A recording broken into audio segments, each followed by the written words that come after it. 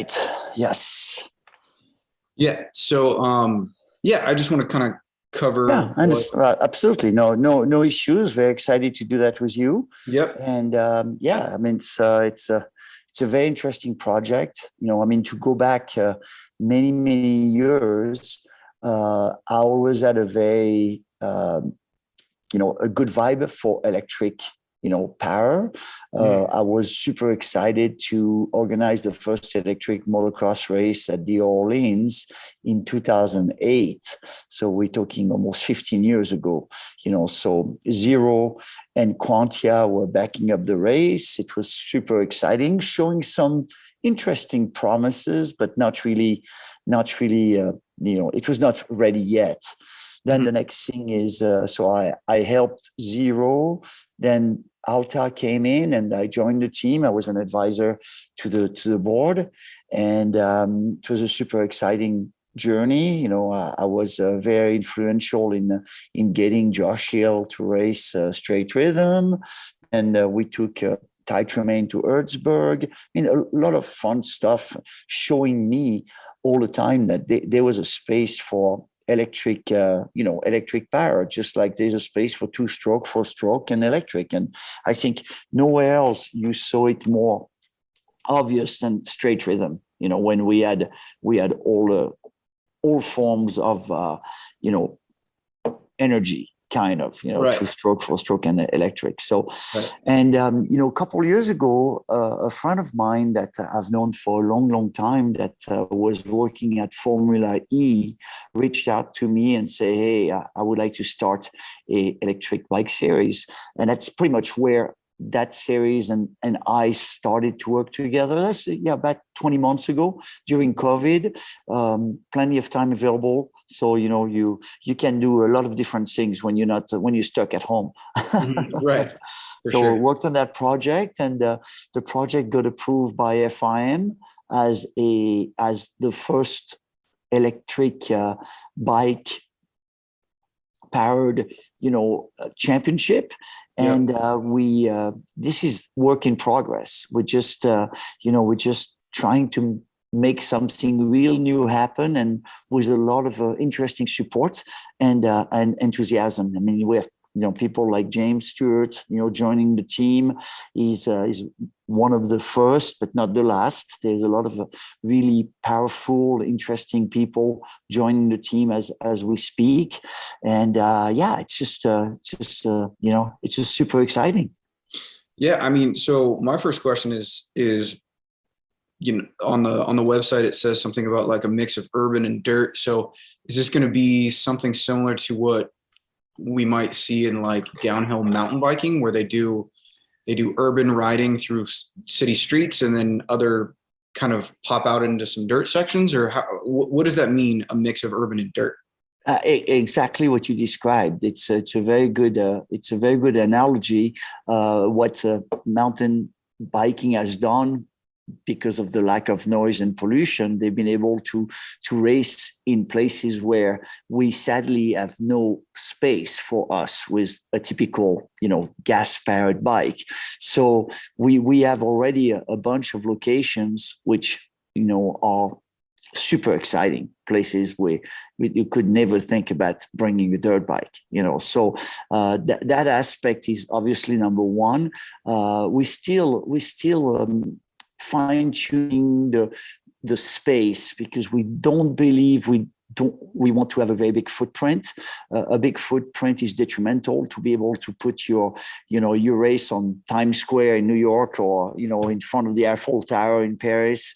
So the race footprint is still in discussion. Okay. I would say, it's going to be bracket style racing, and maybe the footprint of a small straight rhythm, maybe. Mm-hmm. Okay. But TBC, to be confirmed. Okay. Yeah. I mean, I definitely see the possibility there. I mean, I remember when Supermoto kind of was at its peak, I was thinking that might be kind of an urban racing where you could drop it into almost how, like, I grew up in Long Beach, and they always had the Long Beach Grand Prix. And that brought racing to people that probably would never drive to go see racing. But since it was in the exactly. city, they went downstairs and saw it right there in the streets. So I was thinking maybe Supermoto might be something like that, but like even this is even a better fit. I mean, in my opinion, it just seems like there's no pollution, there's way less noise, and people can, if you put it in a densely populated area, people are going to show up because exactly. And you know what, they at that stage, they've been. We had multiple discussion. We could be a sideshow of a Formula One race. Mm-hmm. You know, I mean, in a parking lot near in Monte Carlo or whatever. I mean, it's like it's it's pipe dream, of course, at some stage. But really, when we see the kind of interest we have, I mean, electrification is not an if; it's a more of a when. And it's happening. Yeah. So, I mean, I feel good of being involved in something that is progressive and maybe will help motorcycle riding. But I don't know what is your own experience with motorcycle, e-motorcycles, electric motorcycle. I'm sure you've been riding a couple of them, and it's getting better. It's getting better. Oh, and we have super good product coming up. Well, so that kind of leads into my next question of right now, when I look, it says that there's going to be 10 teams. I mean, sorry, 12 teams. Yeah. And of so, of 2 riders. Yes.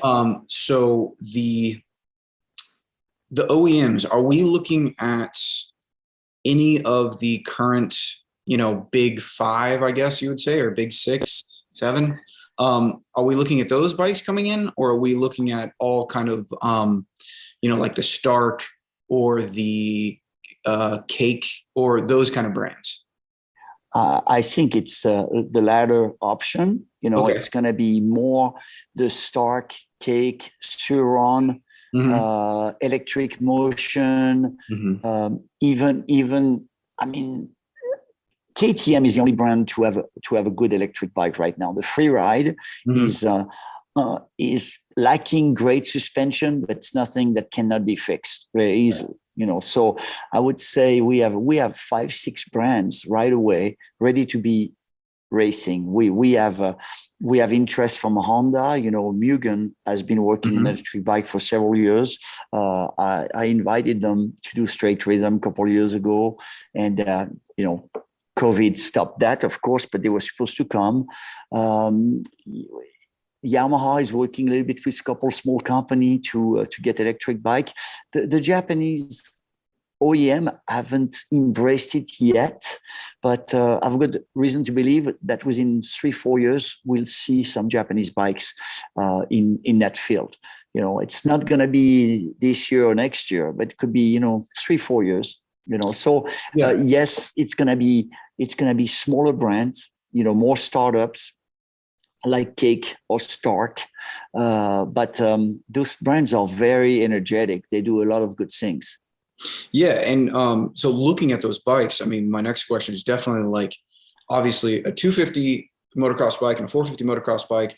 There's well-defined dimensions, like wheel size and kind of like almost those bikes are relatively identical, other than the power plants and everything. So when I look at kind of what is available now in the electric space, I see comparable things, but they're all slightly different. Is that going to be kind of unified, or is it kind of like way more about the power? Like how are things going to be categorized? That's a very, very good question. And we are not afraid to say we are all over the place right now. Our discussions so far have been kind of like shrinking the field to bikes that have decent size wheels, meaning 18, 19, and 21. I think it's about one of the only common factors we have.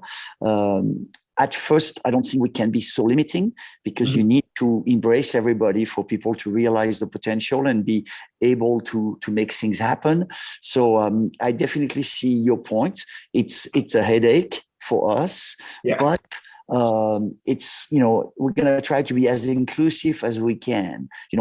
of course, you can't have a bike that is the size of a pit bike racing an Alta or a Stark. But, like I say, a KTM free ride for me is kind of like the smallest bike. And as what we have today, a free ride modified against an Alta, if the track is properly built, it shouldn't be much difference.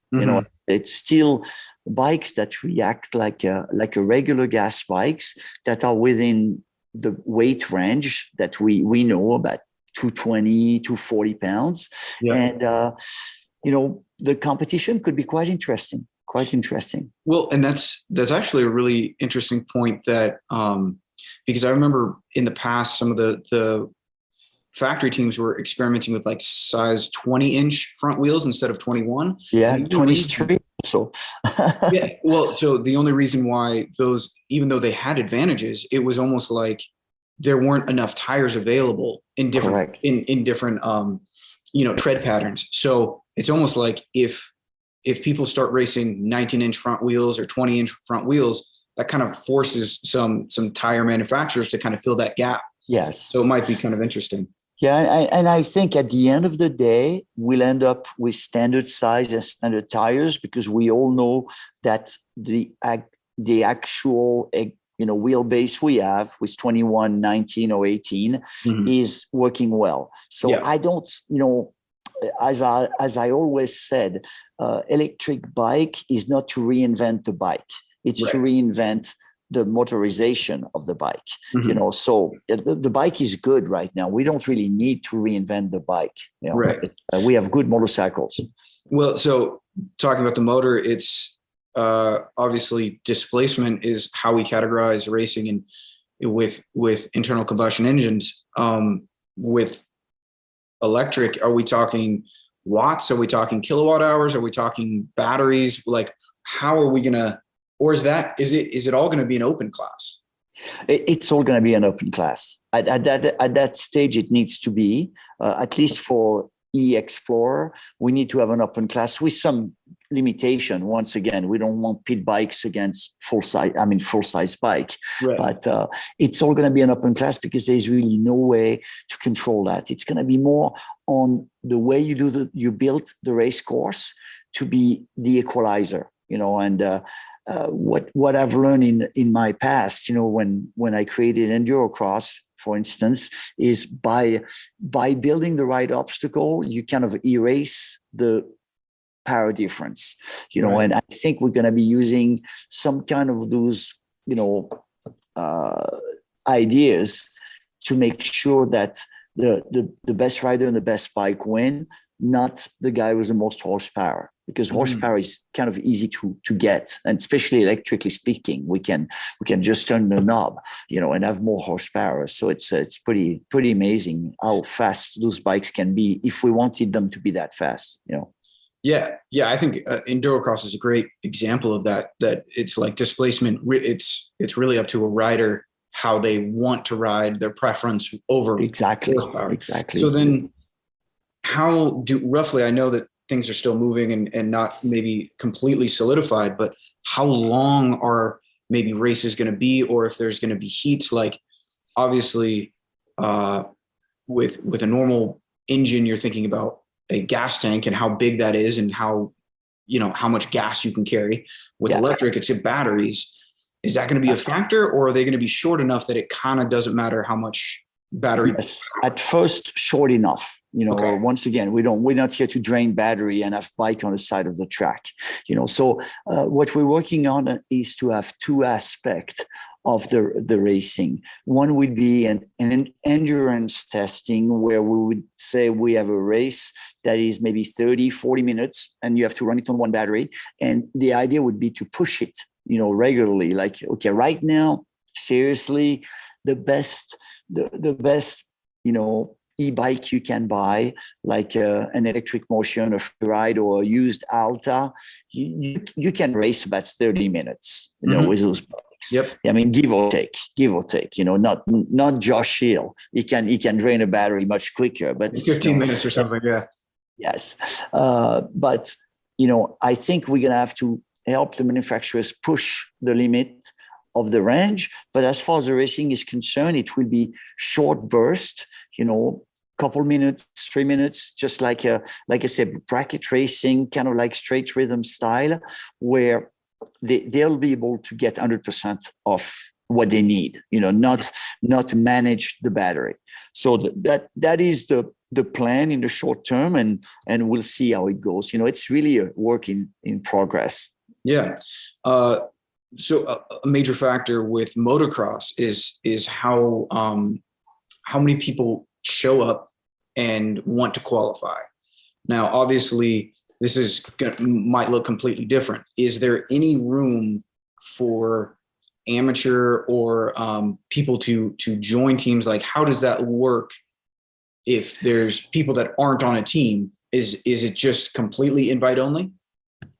Yes, basically it's using the big guys rules, meaning like Formula One and MotoGP and all that stuff, where you have an existing amount of teams, and the teams have equity in the racing, and they are the one selecting the riders. So let's say Microsoft wants to start a team tomorrow. I mean, because it's just talk about electronic and software company. They'll own the team, and maybe they'll make a deal with Harley Davidson, which is pretty getting heavy in the electric world through live wire, and then they'll hire a couple of guys to do the teams. So this is going to be like the pinnacle of electric bike racing. So there'll be other things that are more popular that will come. That's not what we're trying to bring it up to the highest level right now. Just, the group is based on Formula E people, and it's what they've done the last 10 years with Formula E, just to bring it up. It was a struggling series at first, and now it's really booming with race in New York, in Rome. It's just it's a very interesting concept that is actually self-contained. Yeah. And then speaking of riders, I think it's pretty unique that that this series kind of promotes a gender parity situation where it doesn't matter if it's male or female riders. It does. I mean, we'll have one male and one female in each team. Okay. So I didn't know that it was. No. You have to have the two genders in the team. That's the way it's going to be promoted. Oh, that's awesome. Okay. There's a lot of fantastic female riders, and I've been working with most of them throughout my life, and I think they want to be put on the same level as the guys, and I think they deserve to be. Absolutely. Yeah. Then, kind of my last question to wrap it up. I mean, obviously, a couple of days ago, it was announced that James Steward is starting his own team. It's going to be 7 Racing. Like, what is his involvement? And then, like you said, there might be other people. He's the first of many. So, can you talk a little bit about that? Yes, of course. I mean, to my surprise and excitement, I was able to talk to the Stewart team early this year, and they were absolutely interested to get into it. So, I mean, I let the people I work with in Europe, manage that situation. But I was really, really, really pleased to see how James was, opening his eyes to the future and talking with friends around him. He realized the potential there is around the electric bike racing, and it's how it happened. So, I mean, starting with James is definitely starting from the top, but at the same time, there'll be more people interested to join the project, and they're all gonna learn and bring something new to that journey, because it's a journey. It's not, we're not trying to battle with somebody. It's just a segment that needs and wants to grow. And having a guy like James Stewart in the team is amazing. Amazing because he's not necessarily an electric guy, but he sees the future. Mm-hmm. So then, wrapping it up, like I saw on the website, it's kind of like September-ish. Like, what is the time frame, and then maybe where's the first race, or how is that going to go? So as of today, we're hoping to be pulling a 3-race season in 22 with one race in Switzerland, which is a place where they don't want motorsports. So that would be a statement, like in the ski resort in Switzerland.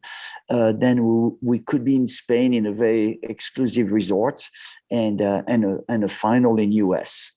So that's wishful thinking, of course, but that's what we're working on. Just really very organic. No 12 race series right away, just like one step at a time. I think you definitely have to walk before you run, and it's I'm very fortunate to be with people that believe in the same way. Awesome. Unless there's anything else that you want to add, I think that's all the questions I have. No, I'm really grateful that you're reaching out, and that's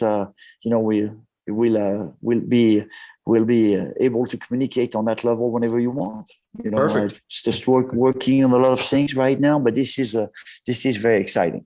Yeah, no, I think it's a really cool thing that kind of, racing is really the kind of how historically we've really developed bikes. So getting a race series for electric bikes, I think is absolutely necessary to start getting things to like what works, what doesn't, what's going to break, yes. We just need that, Yes, no, absolutely. And it's, I'm not on a crusade. It's not my personal view. It's not to replace, it's just to add. Yeah. So let's get the electric bike to the level, where they can be fully competitive against gas bike. And I think it's getting closer and closer every day. And then at some point we'll create more excitement, because there'll be people, cheering for, champions on electric bike as well. Just like we were cheering for Doug Henry when he won his first Supercross in Las Vegas, on the 4-stroke. That was phenomenal. One of those, big moments of the last 30 years of racing, so that's just the idea. Perfect. Well, thank you, Eric.